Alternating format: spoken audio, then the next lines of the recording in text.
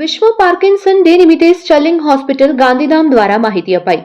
Doctor Ashish સુસવીરકર જે મુંબઈના છે, જેઓ સ્ટર્લિંગ રામકૃષ્ણ સ્પેશિયાલિટી હોસ્પિટલ ગાંધીધામમાં ફરજ બજાવે છે.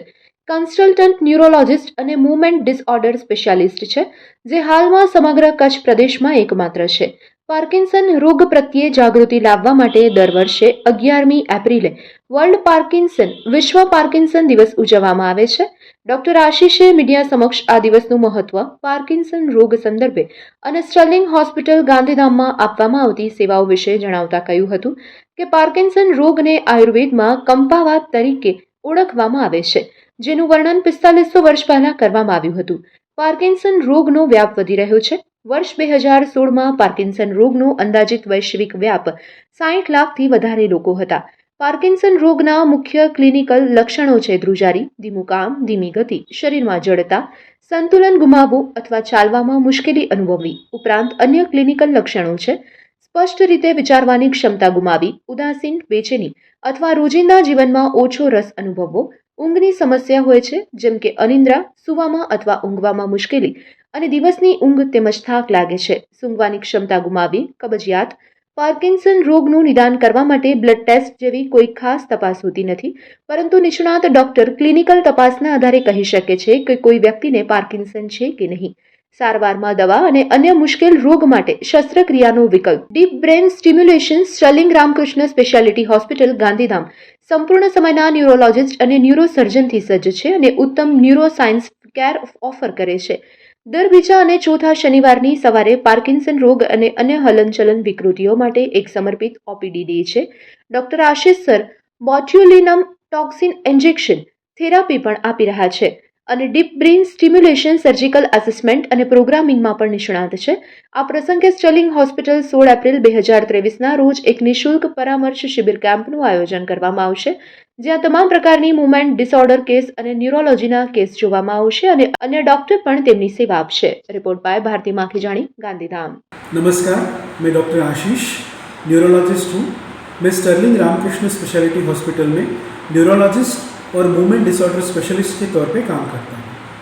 आज 11 अप्रैल विश्व पार्किंसंस डिजीज़ डे के तौर पे मनाया जाता है. पार्किंसन डिजीज़ क्या है?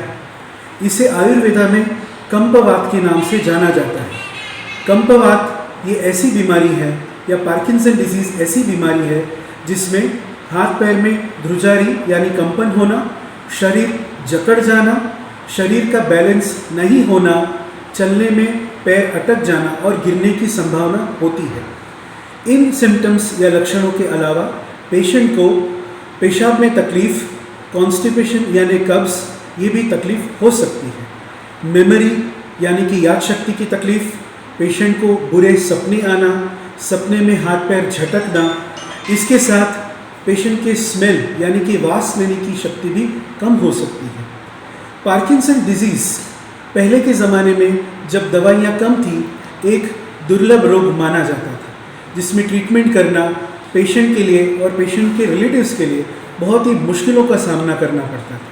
लेकिन अब नए विज्ञान के नए दौर में हमारे पास बहुत सारी अच्छी सुविधाएं उपलब्ध हैं और स्टर्लिंग हॉस्पिटल में एज ए न्यूरोलॉजिस्ट हम सभी प्रकार की चिकित्सा और ट्रीटमेंट उपलब्ध कराते हैं.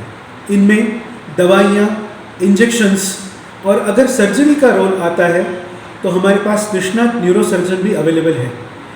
इन पेशेंट्स को बोटुलिनम टॉक्सिन या डीप ब्रेन स्टिमुलेशन की ज़रूरत हो, उसका भी हम उपचार करते हैं. इस विश्व पार्किंसन डिजीज़ दिवस के माध्यम से मैं ये बताना चाहता हूँ कि अगर आपके पास आपके रिलेटिव्स या आपके आसपास के लोगों को इस तरह के लक्षण हो, कंपन, हाथ पैर जकड़ना, चलने में तकलीफ़ या बैलेंस ना होना, गिर जाना, तो आप स्टर्लिंग के इस ओपीडी का लाभ ले सकते हैं. इसी कारण के लिए हम 16 अप्रैल को एक स्पेशल ओपीडी कैंप का भी आयोजन कर रहे हैं और ये भी हम आपको सूचना देना चाहते हैं कि हर महीने के दूसरे और चौथे शनिवार को हम पार्किंसन डिजीज़ और अन्य मूवमेंट डिसऑर्डर्स की ओपीडी, स्पेशली डेडिकेटेड ओपीडी चलाने वाले हैं. धन्यवाद.